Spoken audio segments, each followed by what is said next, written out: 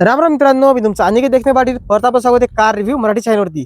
तर मित्रांनो, आज आपल्यापेक्षा आपल्या भारतीय कंपनीची गाडी येऊन जाते मित्रांनो, म्हणजेच की बुल गाडी येऊन जाईल आपल्याला, जे की जेसीबी टाईप येऊन जाते मित्रांनो. आणि जे पण व्ह्यूअर वगैरे आहेत किंवा जे गाडी लोक बघतात लोक मित्रांनो, हिला कोणाला असं वाटते गाडी जी ही बाहेर कंपनीची गाडी वगैरे आहे का, पण बाकी असं नाही. प्रॉपर महिंद्रा, प्रॉपर आपल्या भारतीय गाडी वगैरे आहे मित्रांनो. आणि आज आपण करण्याचे डिटेल ओनरशिप रिव्ह्यू करा मित्रांनो, ते पण मराठीमध्ये. चला एकदा कस्टमरला बोला व्हिडिओमध्ये या एकदा सर. तर काय ना सर आपलं जीवन कुंडकर. सर कुठे आपण प्रॉपर सर कुंडकर पिंपरी, जिल्हा हिंगोली, तालुका औंढा. बाकी सर आता तुम्ही काम काय करता सर तसे प्रॉपर एक प्रॉपर सर आता काम ऑपरेटिंग भी करतो आणि स्वतः मालक पण आहे. ओके. तर तुमच्यापेक्षा अशा किती गाड्या आहेत ऑपरेटिंग वगैरे? माझ्याकडे आता सध्या 2 गाड्या आहेत. 2 कोणत्या म्हणजे बुलच्या बुल कंपनीच्या दोन्ही पण. मग सगळ्यात पहिले तुम्ही ही घेतलेली आहे का दुसरी? नाही, अगोदरवाली ती किती एचपीची? ती 49 HP मध्ये. ही 74. बाकी सर आता तुम्ही पहिली एक गाडी घेतली त्यानंतर तुम्ही हीच गाडी घेतलेली आहे. तुम्हाला असं काय वाटलं बा की तुम्हाला बुलकडे जावं वाटलं? कारण की सर आता मी 4 वर्ष झाले, 4 वर्षामध्ये माझा जुनी मशीन घेतली, तिचा आतापर्यंत मेंटेनन्स नाही. त्यामुळे तिच्यामध्ये फ्युचर चांगले आहेत, ॲव्हरेजसाठी चांगलं मशीन आहे. त्याच्यामुळे आपण किर्लोस्कर इंजन आहे. हा, इंजन पण तसं पॉवरफुल दमदार आहे चांगलं खूप. अदर मशीन पेक्षा किर्लोस्कर इंजन असल्यामुळे मायलेज याला चांगलं पण. बाकी ही तासी किती पित असते बरं डिझेल, तसं सांगू शकता तुम्ही? सर आता तासील हिचा असा आहे की आम्ही एक 3.5-3च्या जवळपास म्हणजे एका एका तास. बाकी आपण दुसरी कोणतीचं पाहायला गेलं तर जास्त पित असेल जास्त पीत. बाकी तुम्ही आता जेव्हा बुल डबल जर तुम्ही घ्यायला गेले परचेस करायला, तर तुम्ही दुसरी कोणती अजून जेसीबी किंवा महिंद्रा वगैरे बघितली का डायरेक्ट तुम्ही हीच बघितलं होतं? नाही सर, आपण अगोदर मी पूर्ण स्वतः मशीन चालवलेले आहेत. म्हणजे तुम्ही ऑपरेटिंग लाईन चांगले लाईन टाइम 14 वर्षापर्यंत ऑपरेटिंग केली. त्याच्यानंतर आपण ही चॉईस केली मशीन. तुम्हाला याच्याबद्दल चांगलं तसं नॉलेज पण आहे, म्हणजे जसं आता गाडी कशी चालवणं सगळंच तुम्हाला माहिती आहे याच्याबद्दल. बाकीची सर्व्हिसिंग किती किलोमीटर राहते बरं सर तशी? सर सर्व्हिस ही आपली घंट्यावर असते. म्हणजे किती घंटे जसं आपण 500 घंटे. इंजन कंपल्सरी 500 करतो. बाकीचं एक असं दिलेलं आहे की ट्रान्समिशन आणि एक्सल ऑइल येईल. हो, ते ऑइल राहते ऑइल असते, त्याचं 1000, 1500, 2000 पर्यंत असते. बाकी कारण की ही जी गाडीवर आहे आपली किलोमीटर चालत नसते, किलोमीटरवर नाही, 1 घंट्यावर चालणार ऑलवेज. बाकी आपलं किती एचपी मध्ये येऊन जाते ही गाडी? ही सर बाकी आता नवीन मध्ये 55 HP मध्ये आहे, ओके. 74 मध्ये आहे आणि 49 मध्ये होती पहिले. आता ही आपली किती एचपी मध्ये? ही 74 मध्ये आणि 4x2 मध्ये आहे. तर तुम्ही म्हणजे 4x2 होती पहिलेच, तर तुम्ही 4x4 का नाही पाहिली बरं नवीन? नाही सर, कारण की या आपल्या एरियामध्ये ती 4x4 चालणार नाही. तेवढे फीचर्स म्हणजे आपण आता इकडं आपल्या इकडे साधारणतः हाच मशीन असतात. हा, कारण की एकतर मग तिचं भाडं पण खूप जास्त असेल. आणि मेंटेनन्स कसं वाटतं सर तुम्हाला? सर हिचा मेंटेनन्स 0 आहे आता सध्यापर्यंत. म्हणजे तुम्हाला कमीत कमी 25 ची गाडी ना वाटते आपली, तर एका वर्षी तुम्हाला अजून 0च वाटत आहे? 0च मेंटेनन्स. म्हणजे बजेट फ्रेंडली का एकदम? बजेट फ्रेंडली आपली, म्हणजे आपल्यासाठी साधारण माणसासाठी एक चांगलं, म्हणजे असं म्हणतात त्यामुळे आपल्या खिशावर जास्त दबाव पडणार. बाकी सर आता जी 4x4 आपण घेतली असती तर ती तुम्हाला म्हणजे जास्त महागात पडत होती का? हा, ती जास्त महागात पडत होती. आणि तिचं आपलं यूज पण नाही वाटते तेवढं आपल्या इकडे, तेवढा यूज नाही तिचा होत. पण ती साईज एवढीच भेटते का अजून मोठी? नाही, साईज एवढीच आहे, फक्त 4x4 टायर्स एवढं आहे. बाकी मित्रांनो, गाडी मग ती जर घेतली तर मग तिचं मेंटेनन्स तसं आहेच. मेंटेनन्स ते भाडं पण तसं पाहिजे, पण मग कामाला आपल्याकडे भाडं देणार नाहीत ना तेवढं त्या. बाकी सर आता नवीन गाड्यामध्ये खूप फीचर्स येत आहेत, तर आपल्या या बुलच्या गाडीमध्ये काय काय फीचर्स दिलेत सर? याच्यामध्ये असे फीचर आहेत की आपण ऑर्डर मध्ये बघितलं तरी हिला एक धडीला आहे. धडी म्हणजेच की शरीरामध्ये एक ते मशीनला ऑर्डरला फ्युचर आहे. त्याच्यामध्ये हे एक असं आहे की इथं तुम्हाला हिचा मेंटेनन्स, प्रत्येक ऑर्डरचा मेंटेनन्स वर्षाला करावं लागते तुम्हाला. ओके. आता या मशीनला असा मेंटेनन्स तर काहीच नाही सर. इथं पूर्ण ग्रीसिंग करावं लागते याला दरवेळेस. बाकी मेंटेनन्स म्हणजे कसं राहते सर? काय करावं लागतं आपल्याला, काय सांगू शकता? कारण की याच्यामध्ये आतमध्ये बूस असतात सर. म्हणजे टाइम असं खराब होत असेल, मग ते आपल्याला दरवर्षी चेंज करावं लागतात. दरवर्षी चेंज करावं, कारण की सर याला गिरीज जर नाही केलं तुम्ही तर हे दरवर्षी चेंजच करावं लागतं. सुकतात का ते तसं? आता या मशीनला सर ग्रीस करायची गरज नाही तुम्हाला. नाही, नॉर्मल तर करावं लागते गाडीला, प्रत्येकला ऑर्डरला करावं लागतं, पण हिला तसं काहीच करायची गरज नाही. ओके. आणि जे तुम्ही बुशचं म्हटलं आता ते आता हिच्यातनी हे किती टायमानंतर खराब होते बरं तसं पाहायला गेलं आपण? आता हिच्यातलं एक जवळपास 6 वर्षाच्या नंतर 6 वर्षानंतर. नॉर्मल 1 वर्षात होते, हिच्यानी 6 वर्षाचा एक बुश. चॉईस तुम्ही चांगली केली तशी मग. मग ते मेंटेनन्स सर, ते मेंटेनन्स गाडी घेताना खूप जास्त ध्यान असं बघितलं बघितल्याच्या नंतरच आपण हे. बाकी याच्यात इंजन तसं चांगलं करतं, पॉवर पण चांगली काढत असेल. बाकी तुम्ही कुठं तसं युज करता काही प्रॉब्लेम नाही का? नाही, बाकी प्रत्येक कामाला आपल्या इकडल्या साधारण प्रत्येक कामाला युज करतो आपण. बाकी आता जे आपलं फ्रंट लोडर वगैरे सर, तर याची कॅपॅसिटी किती आहे? किती वजनाच्या आपण टाकू शकतो तसं? याची एक सर, याची कॅपॅसिटी 2600-2500 समजा आहे तेवढी आहे. म्हणजेच की बाकीचे फ्रंटचं लोडर वगैरे आहे याची टोटल हाईट किती आहे बरं अशी? 9.71 फीट आहे सर त्याची. म्हणजे आपण ट्रक वगैरे असं आरामात भरू शकतो आरामशीर भरू शकतो, किंवा आपली जशी गाड्या रेल्वेमध्ये लागतात आता, ते तिथं मग आपण काम करू शकतो काम याच्यामध्ये. करू शकतो याच्यामध्ये. म्हणजे तुम्हाला काय प्रॉब्लेम नाही, कुठं पण गाडी लावू शकता हा तुम्ही. कुठं पण लावू शकतो. बाकी सर याच्यात अजून आता जसं की गाड्यामध्ये कमर्शियल गाड्यामध्ये कट ऑफचं ऑप्शन येते, बॅटरी कट ऑफचं, ती आहे यामध्ये फीचर? हा सर, याच्यामध्ये एक फ्युचर असा आहे की याच्यामध्ये इथं कट ऑफ शूज आलेला आहे आणि हे बोनेट बाकीच्या अदर पेक्षा या बोनेट सिस्टीम आतमध्ये दिली आहे. जसं तो आपण कारचा बोनेट खोलतो ओके, त्या पद्धतीचं आतमधून एक बोनेट खोलण्यासाठी हे दिलेलं आहे. एकदा ओपन कराल? चालतं. बाकी मित्रांनो याच्यात हॅडोस करत दिलेले का तसं डायरेक्ट? हा हार्डवेअर दिलेलं आहे सर. म्हणजे फक्त आपल्या हात लावायचं काम हात आहे? लावून ऑटोमॅटिक वर जात. ठीक आहे. बाकी बसू प्रॉपर बोलतो शाईन वगैरे दिसून जाईल मित्रांनो. झालं ओपन? हा खूपच चांगलं आहे तसं. यार त्यानंतर मित्रांनो थोडं वरी झालं.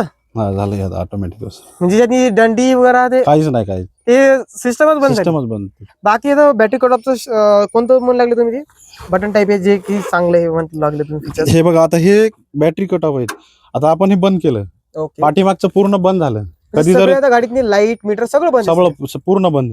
ज्यावेळेस आपण वेल्डिंग करायचं जरी असलं कुठं, तरी आपण इथून बंद केलं, बॅटरीचे बाहेर काढायची गरज नाही. म्हणजे पहिले पहिलं काढावं लागत होतं. ओके. आता पण अदर मशीनला हे काढावंच लागतात. बॅटरीचे वायर वगैरे हा, वेल्डिंग वगैरे. वेल्डिंग ज्यावेळेस वेल्डिंग करतो ना त्यावेळेस अदर मशीन हे काढावंच लागतं. बाकी याला जर आपलं चालू करायचं असेल तर? चालू करायचं असेल तर परत हे स्विच चालू करायचं, चालू होऊन जात. बाकी आता कधी कधी बघा सर, कधी काम करत नसते गाडीला, कधी गाडी आपली उभी पण राहत असते, तर जर आपण हिला 8-10 दिवस कधी उभं केलं किंवा 2-3 दिवस जर उभं केलं ती बॅटरी तशी खतम नाही होणार का? नाही सर, हे ज्यावेळेस आपण कट ऑफ बंद करल त्यावेळेस आपली बॅटरी हाय अशी चार्ज राहील. म्हणजे बॅटरीचं गाडीचं काय कनेक्शन काही कनेक्शन नाही. किती दिवस उभी ठेवा, किती दिवस उभी फक्त एक्सेल मारा चालू होऊन जाईल. चालू होऊन. बाकी अजून जर आपण तुम्ही सांगितल्याबद्दल काही सांगसाल बा, जसं गाडी घरामध्ये? याच्यामध्ये सर सिंगल रेडिएटर मध्ये हे रेडिएटर आलेलं आहे. ओके. बाकी अदरला हे तर डबल मध्ये येत असतं. मग याचा फायदा काय बरं आपल्याला? सर याच्यामुळे गाडी हिट होत नाही. म्हणजे आपण किती तास चालू किती शकतो? तास चालू शकतो? 12 तास 13 तास? 12 तास, तुम्ही 16 तास, 18 तास मशीन जरी बंद नाही करायचं म्हणलं तरी चालतं. म्हणजे आपण 2 जरी डायरेक्ट ठेवले याच्यावर ऑपरेटर ठेवले तरी काय प्रॉब्लेम? तरी काय प्रॉब्लेम, कंट्रोल चालते, रेग्युलर चालू राहत. बाकीची आपली जुनीवाली गाडी तुमच्यापाशी बुलची, त्यामध्ये पण हेच हा, फीचर हेच फीचर आहे. त्यामुळे म्हणजे तुम्ही पूर्ण बघून परत नंतर हेच घेतले. कारण की जेव्हा मग याच्यात पैसे टाकते तर माणसाला वाटते बघ काहीतरी जरा आपण एवढा पैसा लावल्याच्या नंतर आपल्याला काहीतरी जरा त्याच्यात वाटायला पाहिजे. बरोबर. आता हे असे अदर फीचर दुसऱ्या गाडी याच्यात नाही, दुसऱ्या ऑर्डर मध्ये नाही. बाकी चालवून कशी बरं गाडी वगैरे? चालवाय सर एकदम स्मूथ गाडी आहे. बाकीच्या ऑर्डर पेक्षा आता आम्ही प्रत्येक मशीन एक टाटाचं चालवलेलं, जेसीबी चालवली, महिंद्रा चालवली, प्रत्येक याच्यापेक्षा कम्फर्टेबल आहे चालवण्यासाठी. चालते. बाकी एकदा मित्रांनो आतून पण बोलूया, चला या एकदा इंटेरियर बद्दल बोलूया. बाकी मित्रांनो आपल्या गाडीचं साईड लोगोवर आपल्याला मिळून जाईल बुलचं. तिला प्रॉपर बुलच म्हणतात का नाही? बुलच म्हणतात. पण मित्रांनो कोणाला असं वाटते की गाडीचे बाहेर देशातली एक आहे, पण तशी नाहीये, प्रॉपर इंडियन ब्रँड वगैरे आपलं आहे. बाकी या बाजूला काय आपलं hydraulic tank. Hydraulic tank. Diesel tank किती लिटरचं? डिझेल सर 110 110च्या जवळपास म्हणजे येऊन जाते तेवढं याच्यात. बाकी क्रिस्टोलच्या याच्यात इंजिन दिले मित्रांनो 4-5-7 लिटर मध्ये. बोला आपण इंटेरियर घराबद्दल यावरती.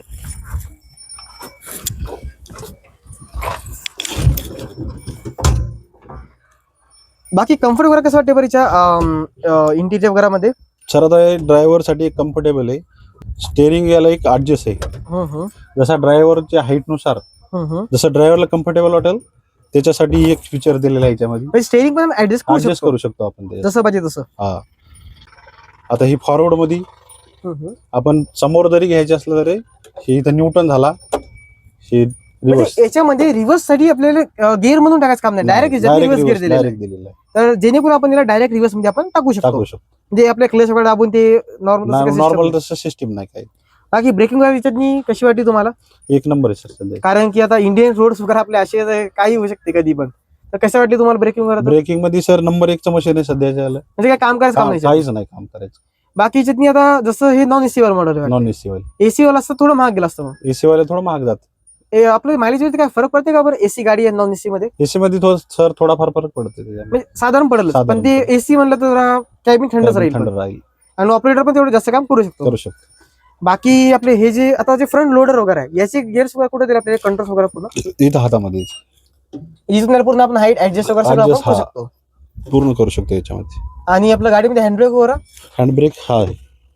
ओके, म्हणजे इथे सध्या ऑपरेट चालू आहे, म्हणजे Operate लावलेलं आहे ते. लावलेलं आहे. म्हणजे आता गाडी- सध्या ऑपरेट, आता म्हणजे सध्या बंद आहे. आता ऑपरेट केलेलं आहे. आता आपली गाडी आपण जर आमरेस वरी केली आपण ती हा, तरी बी गाडी हँडब्रेकवर उभीच राहील. उभी राहते. तशी हिच्यामध्ये असं हालत नाही तशी गाडी जागेवर नाही. कशी झालत नाही, कारण की ही दुसऱ्या कोणी फसली ही काढू शकते, हा. हिला कोणी नाही काढू शकत बिल तसं. नाही काढू शकत. बाकी एकदा पाठीमागून पण बोलूया मित्रांनो. बॅकलोडर म्हटलं मित्रांनो तर याचं मेन येते हे पूर्ण आर्म्स वगैरे. तर याची टोटलची लांबी वगैरे ही कितीपर्यंत जाते वर्षी फूट मध्ये? सर ही आता लांबीमध्ये 19 फूट जाते.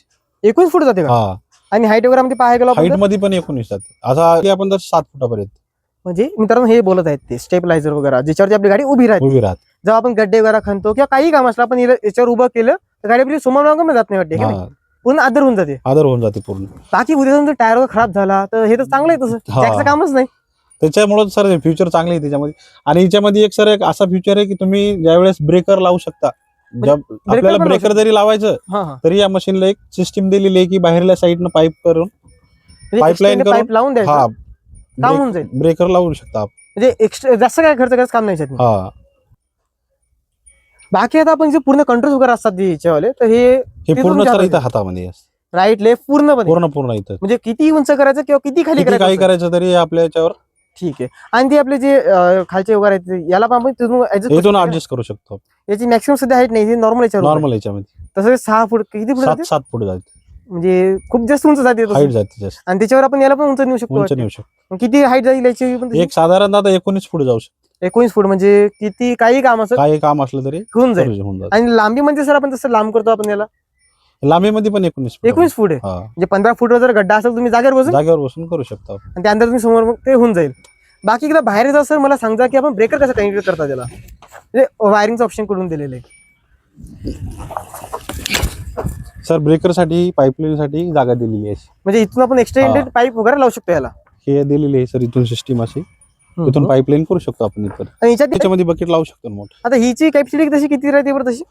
याची कॅपॅसिटी सर त्याच्यामध्ये आता एक छोटा असतंय आणि ते आपण कुठे पण नाली वगैरे काय असं आपण त्यात पाईपलाईन use आपले करतो. पाईपलाईन साठी यूज हा, हा. करतो आपण. आणि ही मोठी वाली वाटते. मोठी वाली याच्यामध्ये अजून मोठी पण लावू शकतो याच्यामध्ये आपण मोठी बनवून घेऊ शकतात, कोणी मोठी लावू शकतात. जेणेकरून मग गाडी जास्त गाडी- काम करेल. हा, पण त्यांना मायलेजवर फरक पडेल मग. नाही जे आहे मायलेज तेच. हा ते मायलेज मध्ये काय जे आपलं रेग्युलर मध्ये चालतंय त्याच्यावरती सेम चालतं. ओके. बाकी लाईट्स वगैरे कशी वाटली बरं तुम्हाला गाडीची नाईट मध्ये? नाईट मध्ये सर 1 नंबर लाईट आहेत. का काम केलेले तुम्ही याच्यामध्ये लाईट्स मध्ये? आता इकडे भरपूर शेतीचे काम नाईट मध्ये लाईट चालतात. कारण की त्यामुळे लाईट पाहिजे गाडीला तशी हा. नाईट मध्ये. बाकी सर तुम्ही आता गाडी बसून पूर्णपणे खुश आहात? हो सर. आता उद्या समजा तुम्हाला गाडी अजून जर घ्यायची असली ऑपरेटिंग लाईन मध्ये तर जशी तिसरी चौथी म्हणाल तुम्ही ही गाडी घेसाल का अजून कोणती घेसाल? नाही सर, आता हिच्यावरच, कारण की आपल्यापेक्षा पहिल्या 2 आहेत. म्हणजे ही दोन दुसरी आहे तशी. ही दुसरी आहे. बाकी अजून याच्या मोठी घेसाल एचपी मध्ये का हीच HP? नाही सर, एचपी मध्ये आता ह्याच एचपी मध्ये सपोज 74 जर काम वाढलं तरच मग मोठी एचपी. समोर आता समोर जर आपल्याला काम वाटलं बुवा आता आपल्याला हाय हेवी काम, तर आपण मग ती पाहू मोठी शकता. बघू शकतो. बाकी मित्रांनो हे होतं आज आपल्या बुलचं ओनरशिप रिव्ह्यू करा. 74 HP मध्ये गाडी बनवून जाते, 4x2 मध्ये येऊन जाते मित्रांनो. तुम्हाला याचा ओनरशिप रिव्ह्यू कसा वाटला मराठीमध्ये कमेंट करून सांगा. आणि यानंतर तुम्हाला अजून कोणत्या गाडीचा ओनरशिप रिव्ह्यू करा किंवा कमर्शियल गाडीचा ओनरशिप रिव्ह्यू बघायचा असेल कमेंटमध्ये सांगा मित्रांनो. भेटू नेक्स्ट व्हिडिओ.